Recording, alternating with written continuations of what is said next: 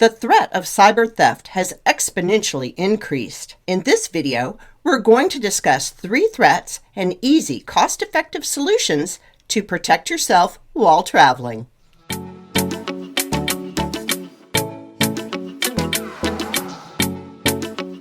Hi y'all, I'm Jeff. And I'm Becky. And together we're cruising good time. Nothing can ruin a vacation faster than having theft while you're traveling. And one key to watch out for is personal data theft that can happen quite easily and without our knowledge. Things such as public phone charging stations, the tap and pay in your credit card, and public Wi-Fi's are all very convenient to use when you're traveling, but they all can lead some exposure that can lead to data theft.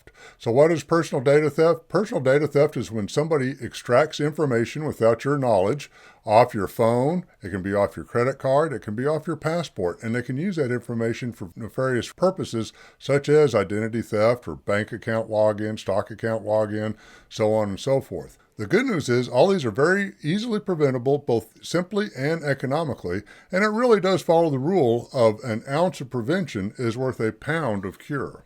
The first thing we're going to talk about is juice jacking. And this really came to my attention when the FBI and TSA sent warnings about this.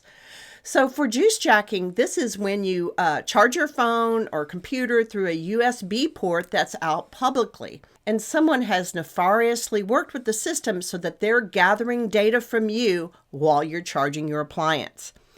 But there are very simple ways to prevent this. Yes.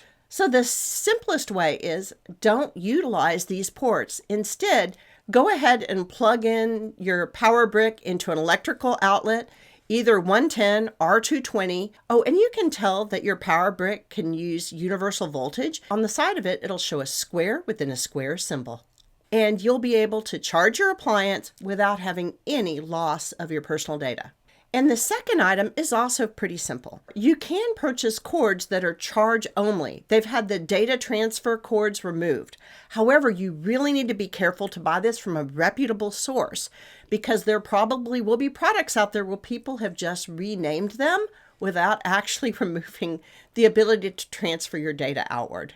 Another way you can disable juice jacking, at least on the iPhone, is you can make it where the USB port will not work while the phone is locked. And you can do this by going under your settings, then going on Face ID and passwords, and then going down to the toggle that says accessories. If you turn that off, then the accessories port, the USB port in this case, will not be operative while the phone is locked. So it would help prevent some of that data being stolen. It could still be stolen while the phone is unlocked though. So it's not as good, as Becky said, to just using the electrical charging station. That's the most foolproof way to avoid the whole problem of juice jacking. The second threat is someone stealing data from your RFID tags on your credit cards or passport. Now, these tags are what allows you to be able to use tap and pay or for your passport to be easily identified with the authorities.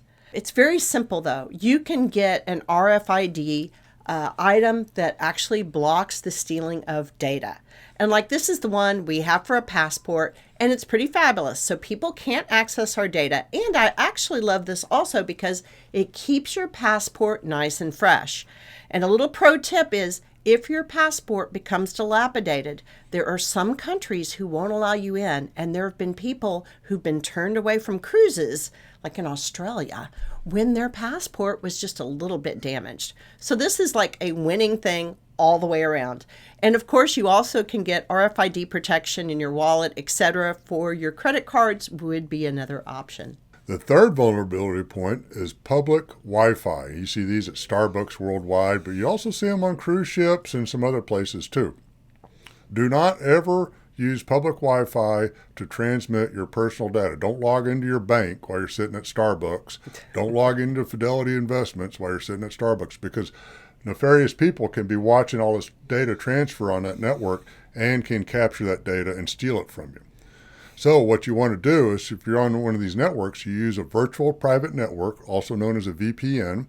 That'll give you a tunnel right to where you're logging in. Nobody on that network locally can see your data at that point, and then you're secure. The part here that's kind of a bit of a quandary with cruising is that we need to attach our phone to the public Wi-Fi on the cruise ship to enable stuff like getting your itinerary, shore excursion tickets, dinner reservations, everything you do in the app, you have to talk to that server locally on the ship on an unsecure network. So even while you're on a cruise ship, don't use that public Wi-Fi to log into your bank account or your stock, check your stocks or anything like that. Set up that VPN, tunnel into your bank, get whatever information you need. And when you're done using your bank account or wherever you're doing it with your personal information, all you have to do is close your VPN and your phone should just pretty much reattach back to the ship server and you're off to using the ship Wi-Fi and the apps for all your cruise enjoyment. Security is such a big topic.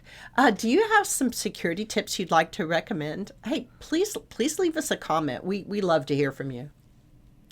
And check out the rest of our channel out there. We have several playlists devoted to different destinations and ports and so on and so forth. And we have one just on cruise tips and tricks that this video is sitting in on how to get more out of your cruise real easily.